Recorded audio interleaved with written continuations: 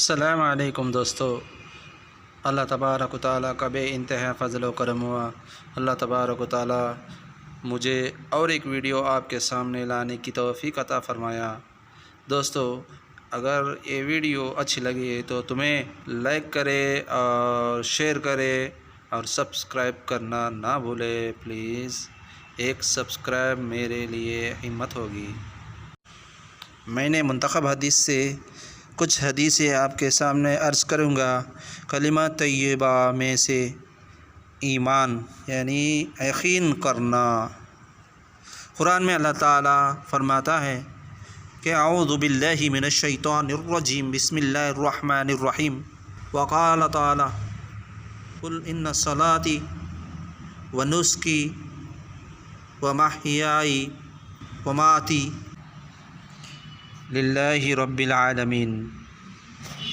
سورہ انعام۔ ترجمہ: اللہ تعالیٰ نے رسول اللہ صلی اللہ علیہ وسلم سے ارشاد فرمایا، آپ فرما دیجئے کہ بے شک میری نماز اور میری ہر عبادت، میرا جینا اور میرا مرنا سب کچھ اللہ تعالیٰ ہی کے لیے ہے جو سارے جہاں کے پالنے والے ہیں۔ سورہ انعام کی ترجمہ ہے۔ وقال النبی صلی اللہ علیہ وسلم، حضرت ابو ہریرہ رضی اللہ تعالیٰ عنہ سے روایت ہے کہ رسول اللہ صلی اللہ علیہ وسلم نے ارشاد فرمایا، ایمان کی 70 سے زیادہ شاخیں ہیں، ان میں سب سے افضل شاخ لا الہ الا اللہ کا کہنا ہے، اور ادنی شاخ تکلیف دینے والی چیزوں کا راستے سے ہٹا دینا، اور حیا ایمان کی ایک اہم شاخ ہے۔ مسلم شریف۔ فائدہ: حیا کی حقیقت یہ ہے کہ وہ انسان کو غلط کام سے بچنے پر آمادہ کرتی ہے اور صاحب حق کے حق میں کوتاہی کرنے سے روکتی ہے۔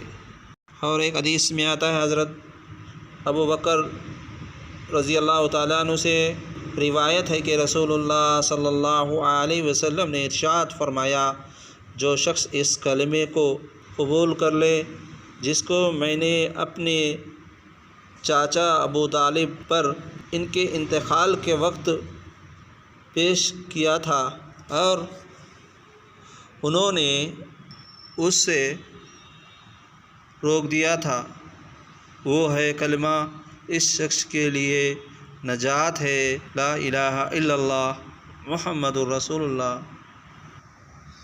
حضرت ابو ہریرہ رضی اللہ تعالیٰ عنہ سے روایت ہے کہ رسول اللہ صلی اللہ علیہ وسلم نے ارشاد فرمایا، ایمان کو تازہ کرتے رہا کرو۔ عرض کیا گیا، یا رسول اللہ صلی اللہ علیہ وسلم، ہم اپنے ایمان کو کس طرح تازہ کریں؟ ارشاد فرمایا، لا الہ الا اللہ کو کثرت سے کہتے